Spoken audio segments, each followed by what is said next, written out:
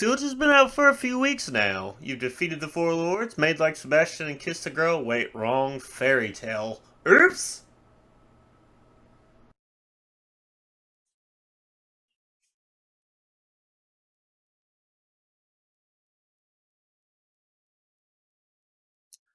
Come to find out you've been dead since the Baker incident, and it's kind of a big twist.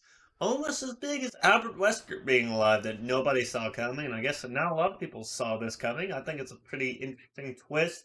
Let's just start bringing everybody back from the dead. But that's not even really the biggest turn of events that really happened. It's kind of crazy what we saw after the end. And soldiers. This is a bioweapon. What the hell were they thinking? You think BSAA right now is... Are we the baddies? They're the baddies. That's exactly what happened. The tables have turned. Maybe they think Albert, Wesker, Oswald Spencer, Neo Umbrella, Trisell were right all along, except they're going about it the wrong way. Why use BOWs for bad? You can use them for good. Seems the turntables are turning quite badly now. Wouldn't you agree, Wesker?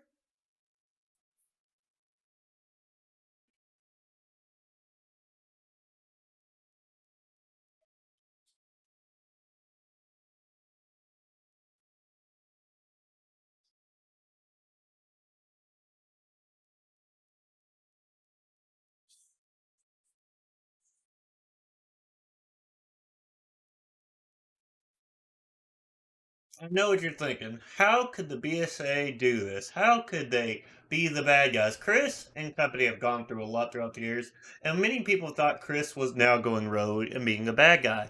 Oh, how wrong we were. Chris has been to the forefront of bringing down BOWs and terrorists for a long time, all pretty much culminating in Resident Evil 5 with destroying Wesker for good, or so we think. And I think that's kind of who Chris is. He's a good guy.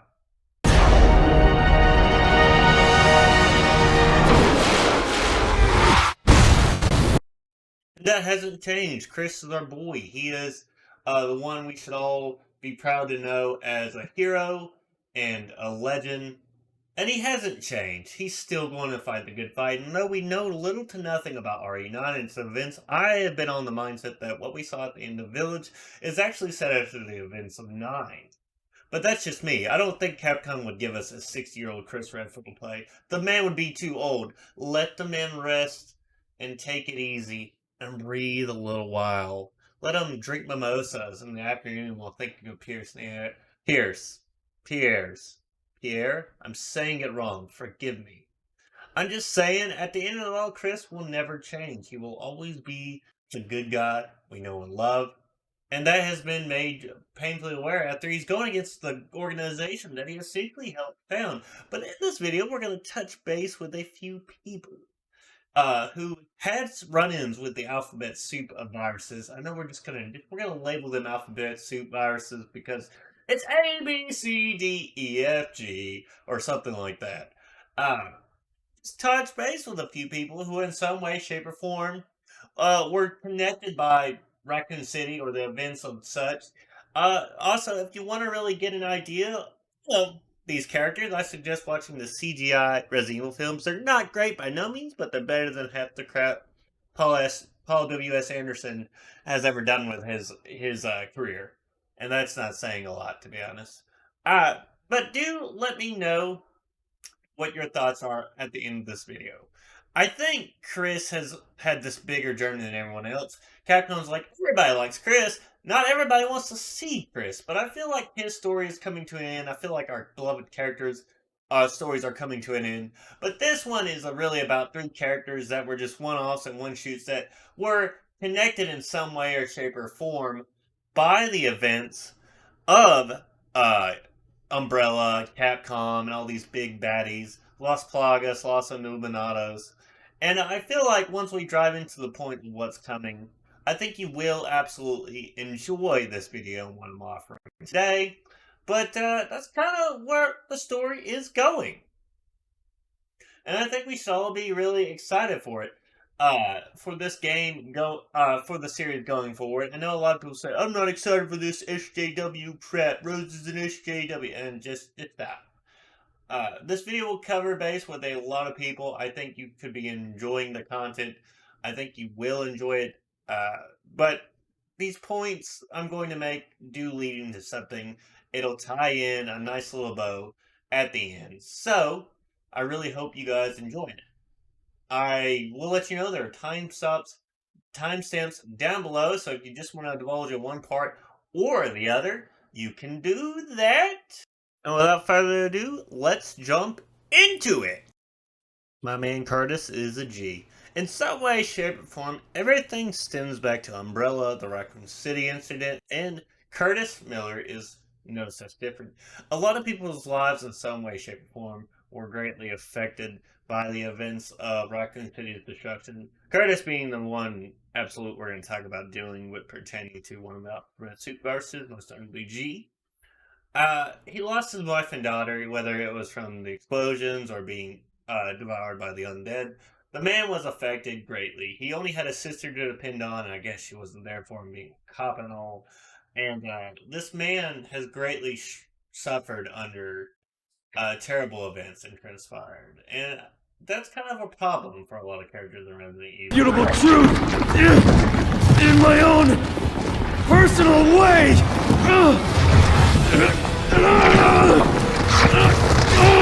And all of you will be the very first witnesses! This man has pretty much essentially given up hope and thinks the only way to truly succeed and survive and to prove his point that these pharmaceutical giants don't care about you or me is to show them how foolish they are. The man infected himself with the G virus, and a little bit of tidbit and info on G is it only gives you a mindset to breed and procreate into your next of kin or your closest blood relative. We saw that with a bunch of people throughout the reverse that have been affected by G, and Curtis is no different. No matter how hard he would try to fight the G virus's programming, it wasn't going to stop. You just take one good look at someone like Birkin, and you realize he can't fight what has been programmed into this virus is to make their G forms. Curtis tries to fight it. He tried to stop himself from hurting his sister. He doesn't succeed. As with all things, messing with these viruses only ends in one way: death. And that's what happens to Curtis. He becomes a monster. He forsakes his humanity like someone else I know. And there is no going back from that. There is no returning to what he once was. He is no longer human. He is no longer the person he was because he thought this was the only way he could teach these pharmaceutical giants a lesson. Even though Umbrella was no longer among us, he thinks Will Pharma deserves the same fate as Umbrella because they're all bad. He is what I call a victim of circumstance. He was affected greatly, horribly by the events of Raccoon City. He was distraught and lost everything, and he put his faith in the wrong people. That's kind of happens a lot throughout Resident Evil. We put our faith in the wrong people. If you look at someone like William Birkin, who was a very horrible man, he only cared about one thing. He cared nothing for his daughter or his wife. His only thing that mattered to him was G. And because Umbrella was like, he's a liability, we're going to kill him, he, at his near-death experience, he decided, I'm going to consume all this G that I still have and take my revenge against these people. But all that revenge and all that stuff essentially goes out the window because it only has one thing on its mind, and that's to find their next of kin, which what's happened to be Sherry, and procreate and breed. Carry on the G form. And the whole thing about the viruses is they're very much affronts to life and creation. They are the opposite of life. They are death itself. And the G virus is one of the big examples of things that have absolutely gone horribly wrong in the RE-verse, where pharmaceutical giants treat us all like lab rats, saying, we're going to help you, but we need to test you first. And that's kind of one of those things. He was a victim of the events of Raccoon City. He put his faith into the wrong person. And that's kind of a lot of people, no matter, not even in video game logic, but the real world, you put your faith in the wrong people, and they will hurt you. Curtis's fate was the same. Like everyone who deals with BOWs, it was death. And that's what happened to him. Because there is no escaping it. Once you deal in the proliferation and the usage of bio weapons, your death is very much assured. And you'll kind of see that throughout these parts when we discuss and talk about these characters. Curtis was someone who lost everything at Raccoon City. He, for a time, tried to do right, but even in doing right for like, I think it's TerraSave. I don't think it's TerraSave quite yet. Trying to work, help people, wasn't helping his problems. Consumed G. His death was very much assured. Leon saved his sister. Leon is always the hero. He is much like Chris in every word. He will try his best to save people no matter what. But Curtis Miller lost his way. He put his faith into the wrong people, and the wrong people doomed him. And I think that says a lot about a lot of characters in the Resident Evil universe. They're always putting their faith in the wrong people. These people say they want to help you, but they're not going to help you. They have their ulterior motives. And that's kind of how it ends. Frederick Downing was a horrible person. He was a coward. He forced Curtis into believing that this is the only way he could prove the world that these umbrella giants, these pharmaceutical giants don't care about him. He was a victim of circumstance. He messed with the G and he lost everything, his humanity, his life, his will, and what made him a person. And that's kind of where we're at with Curtis. He was a G, no pun intended. He had a family. He lost it. It's the harsh reality of even in the real world. If you lose someone so important to your life, it will ruin you. You either have one or two options to overcome it and try to grow stronger, or fall into despair and become a tragedy, which is what happened with Curtis. And I think we can all sort of agree that Curtis wasn't a bad guy. He had noble intentions, but what happened at Raccoon City would change him forever. And that happens with a lot of people in Resident Evil and a lot of games. You either go one way or the other. And that's just what happened with Curtis. And it's sad to see someone who clearly had a lot going for him in his life to be destroyed under the weight of tragedy like this. And everything always will stem back from Umbrella. Of course, I feel like this next character in particularly took something very horrible, such as BOWs, and turned them for the benefit of the people he cared about. His name is Buddy, and he's your friend till the end. Remember that. Buddy was, again, victim of circumstance. He had one or two options when his fiance and her school full of children were bombed by these bad baddies of the Eastern Slav Republic. Again, Capcom does this thing where they take, it's supposed to be, part of a country that was formed after the fall of the USSR. So what Capcom does is they take real countries and put fake countries inside of those real countries, like Adonia and Raccoon City. But Buddy was just a victim, again, of circumstance. He had one or two options, was to collapse after his fiancée and her school full of children were bombed by the Eastern Slav Republic and their president's evil dictatorship, or become stronger and fight for the good of all, which is what his elder, Ivan, and his buddy, JD, and a slew of others did, was take up arms. Regular everyday people took up arms against this Eastern Slav Republic, this evil company, which is why we find Leon in there, not because of the Civil War brewing, but to find out who's supplying the BOWs on both sides. We see Ada Wong and all this, but clearly she's doing that for the events set before Resident Evil 6. And you're going to see why these viruses, whether it's T virus or G or the Lost Plagas, have a connection to all of this. But again, I love Leon, I love his wisecracking, but you may find this person, a buddy, a very familiar voice, if you will. Are you Dorothy? You people in the CIA call us terrorists.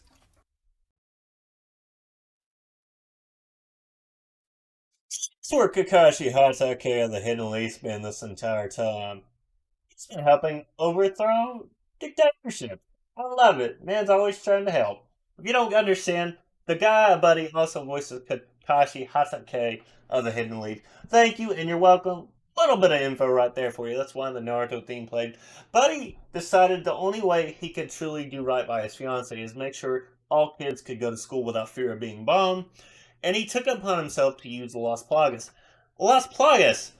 Everybody's least favorite plot device because it's not zombies. I have no issues with it. I also don't care for Resident Evil 4 in its current state. Can't wait for the remake. Throwing my bit of a hot take in.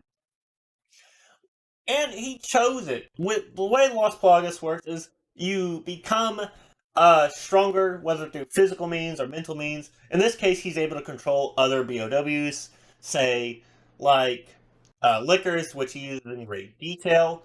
I didn't think that's a big thing, is that he's using these for the good of his people, but he also knows the consequences ending. Like I said, it's the same thing with getting bit by a T virus zombie or a G virus zombie. The end result is still the same. It's death. With Las Plagas, it attaches to your nervous system and essentially kills you, removing any and all forms of who you were. Same thing that happened with JD. He was turned into someone bad. He was turned into a monster. He was ingested with Las Plagas. And that's essentially what is going to happen with anybody who messes with it. It allows him to gain an upper hand for a time, but it would still lead to Buddy's untimely death, if not disconnected from his nervous system. JD died. It sucks. He was a great character. It's unfortunate, but that's what happens when you deal with bioweapons. That's what happens when you deal with anything bad. Odds are your life is forfeit the moment you mess with it. And this is what essentially a theme of this video. You deal with death, you're gonna die. You fight fire with fire, you're gonna get burned.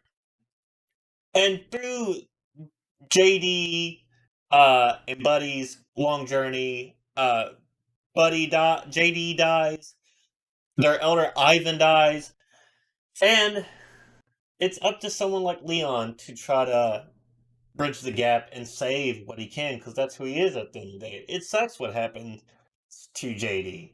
I hate it. We all hate it.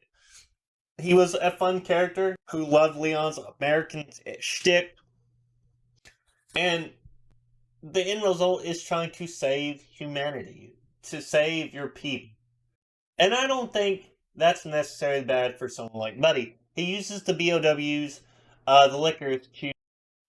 Buddy is using these BOWs to try to turn about an otherwise fruitless effort. This war is not going to the favors of the rebels. The Eastern Slav Republic has more money and power on their side.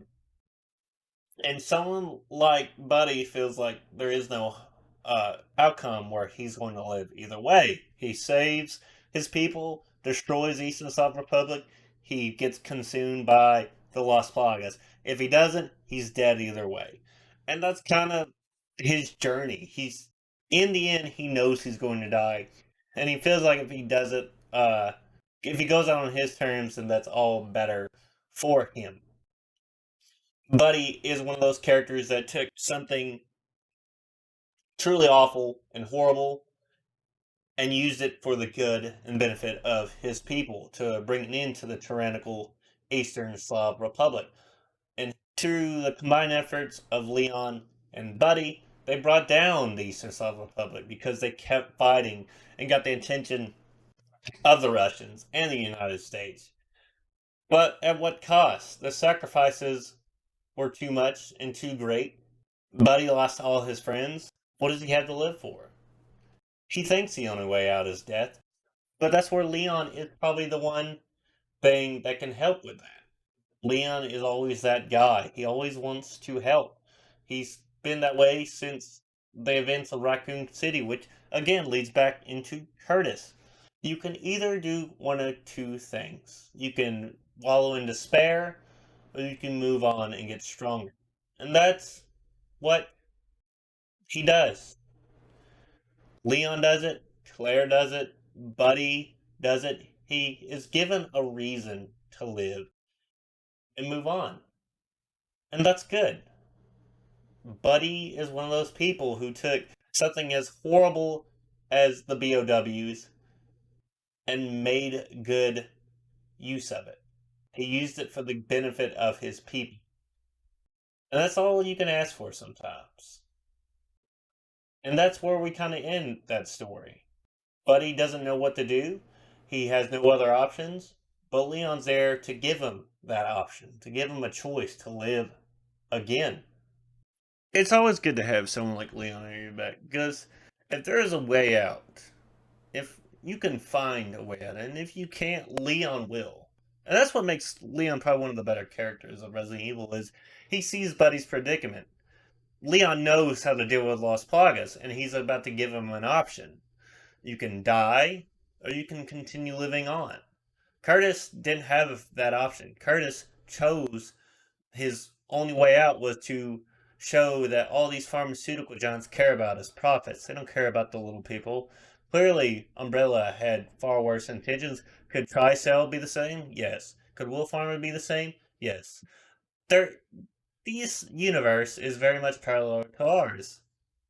These pharmaceutical giants want you to suffer. They want you to give them money so they can make, quote unquote, make you better. And that's kind of where these characters all stem from. The events of Raccoon City divulge to the events of 4, Las Plagas, Los Luminados. All these things have some great or greatish connection to it. And that's kind of the journey, I guess, going forward, is everything stems from the mansion to the events of Raccoon City, to the events in Spain, to the events of South Africa, to the events of China, to the events of the mansion in Biohazard 7, to Eastern Europe in Village. Every story has a beginning, middle, and end. We're going to be seeing the end of that. I feel all this culmination that started with the Spencer Mansion years ago in Resident Evil 9. But for now, we're just here to ponder and theorize and talk about. It sucks what happened to Buddy. But he chose that. He chose to take something that was going to kill him and try to benefit his people, to overcome the tyrannical government of the Eastern Slav Republic.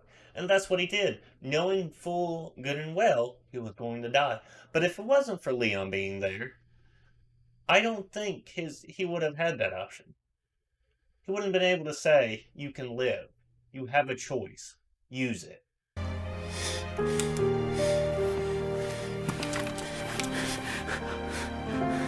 That is my answer. And your answer. Buddy.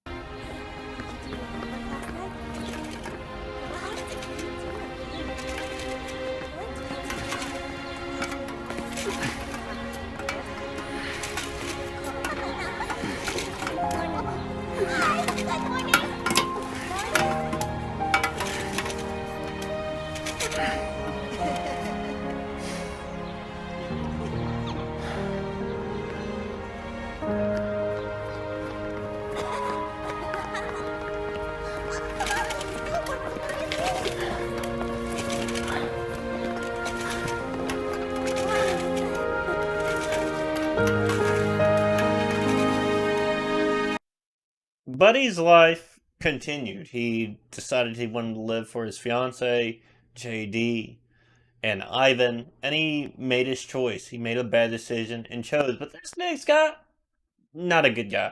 No matter what tragic events befall him, there's just something really bad about Glenn. Glenn Ares is a former CIA operative who dealt with trying to understand bioweapons. He proceeded to take the knowledge he had gained and be an arms dealer of bioweapons and new armaments. You know, not a good guy. He is not meant to be seen as a good guy, no matter what tragic events befell him. he created a new variant of the T virus and melded it with Las Plagas.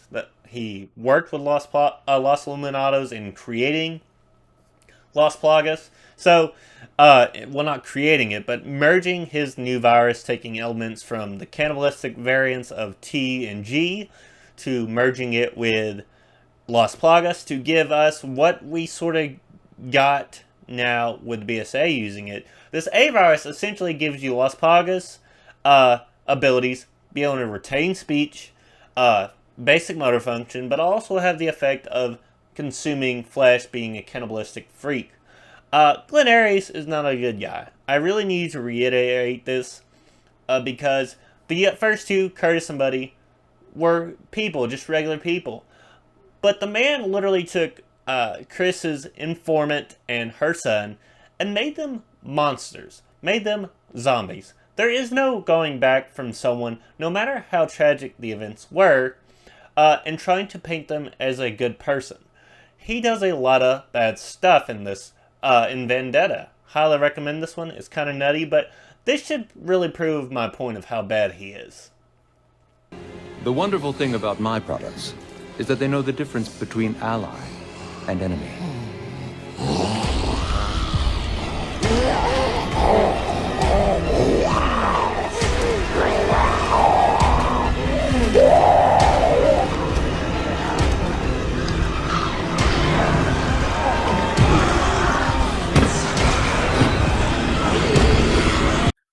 Because of Glenn Ares' actions with creating a new strain of a cross between the T, G, Las Plagas, he created something that can now be used to turn the tide. You can literally sell this to a despot, a dictator, and they can make their worst enemies, their allies, subservient with the cravings of flesh, the ability to use weapons, cheap, basic speech.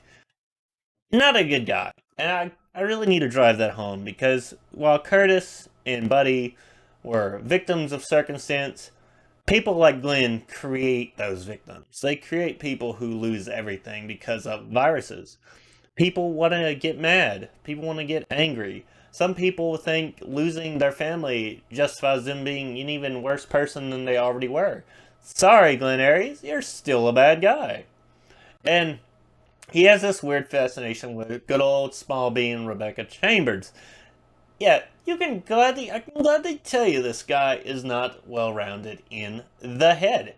And in no way, shape, or form should you like him. There is no real way to say this. While Curtis and Buddy had qualities that would make them seem like good people, Glenn has none of those. He literally created a virus that is now being used by our very own BSAA, in a probably more advanced form. He is not a good man. This is kind of one of those things where you really need to understand that good people do bad things, but bad people do a lot worse things. Glenn Ares has created this A virus. It is like I said, it's a crossbreed between Las Plagas and obviously the T virus, maybe G. But his weird fascination with Rebecca kind of drives the point that this man is not stable. He is not a good person. And we shouldn't be trying to say, I can fix him. We should be wanting to say, this man needs to go into the ground, stat. Make sure he doesn't get back up. And I think that's one of the things we really should focus on, is that this man is creepy. He literally has got the remains of all the people he lost at his wedding when the U.S. bombed him. By the way, that's bad, but he's not a good person. He probably definitely deserved it. If the U.S. bombed your wedding, I'd say that's cause for a big problem, but this should really drive home the point. This man is just absolutely awful. Who does that? Who literally keeps the remains of the people you lost and reanimate them so you can literally hear their moans and groans? Definitely not a person with a sane mind. Just saying, folks. Glenn is that type of person that's a really bad guy. I know a lot of Glens, and they're good people. He's not one of them. He's not a good man. He's a terrible person. He dealt in the dealing of armaments, proliferation of BOWs, rockets, weapons to, despots. dictators, you name it, he probably does it. But this should really drive home the point of why he's a bad man. Like, no other way but this. Sarah. My wife. Looks exactly like Rebecca, correct? That should tell you how stable he is. If he's literally going after Rebecca Chambers, who they've never met, that should really give you an idea of how far gone this man is. And that should really stand the test of what we talked about there. You have people like Curtis who felt his only way out was to bring down Will Pharma. You have Buddy who felt like his only way out was to use BOWs to fight the dictatorship that had formed in the Eastern Slav Republic. Noble deeds, bad consequences. Glenn Ares is everything that is wrong with taking something bad that happened to you and being even a worse human being. Not saying bombing should be accepted, but definitely not yet. And this should gladly tell you what kind of person this man is right here. Meet Sarah. What's more revealing? Meet Sarah. Again, bad dude. Very bad guy. Nothing is more unhinged than showing someone you never met your dead wife's arm. That's just an idea. A little bit of information and then proceeding to hitting her. Yeah. Guy's a wife beater. Clearly not a good man. And his fate, again, play fire with fire, you're going to get burned. His fate is the same of everybody who deals in the proliferation of BOWs. You're a bad man. Bad things happen. You die. Chris and Leon save the day. They are the heroes. We should be happy for them because they are our guys. The man literally infects New York City. At least I hope it's New York City. You know how Capcom is with that thing of taking a fictional real world place and putting a fictional place within it. All out Raccoon City, Adonia, Eastern Slav Republic. The list just sort of goes on and on and on. He released this new strain of the A virus to infect people, turn people into monsters. He did it. That was his option. And he wanted to let the world suffer.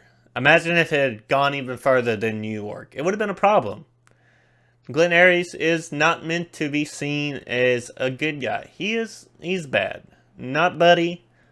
Not Curtis. Bad guy to the end. Very much a Wesker clone in every regard. Except not cutting the wheat from the chaff. But sending a message to one of the most heavily populated places in the world for taking his wife and his family away from him. I'm going to destroy the world that you people allow to thrive. And that's crazy. That's just insane that this kind of endless cycle of violence and war still happens. But the end is the same for those who deal with this. He dies. He lost. He was beaten in the end by the efforts of Leon Scott Kennedy and Chris Redfield and Rebecca Chambers. He was never going to win, I guess. He never had a chance going against our boys' tried and true methods of taking down evil. And that's kind of where this video is going to take a place at the end. Truthfully. We have our heroes. They save the day. They get the girl, so to speak. Glenn Ares dies. He's not a Curtis Miller. He's not a Buddy. He's a bad guy to the very bitter end. And that's proof of how he goes out. A bad guy. And I think we can all sort of agree with that. That if you're bad, you deal with the dealing of hurting people. There is no good ending for you. And that goes for, obviously, Wesker, Spencer. All these people that have done a lot of bad in the RE-verse and just in the real world. Good people don't do these things. Bad people do it a lot of the time. Glenn Ares died 2 times. He lost. You can't go against the boys' tried and true method of just shooting everything.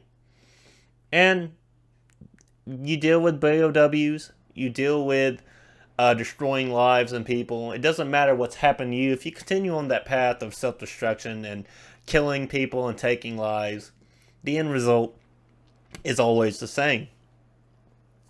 Leon and Chris work together with the rest of the BSAA, and they take out the baddies. That's how it works. If you put these two in a movie together, in a game together, work gets done, and it's just how the story goes. Our heroes back in 2014, we still don't know anything of Leon currently. Kind of concerned. We don't know nothing of Jill, Claire. They're still our heroes, though. They're still the good guys at the end of the day. No matter what organization comes and goes, you do bad, you go against our boys, the end result is always the same. Bye-bye, asshole.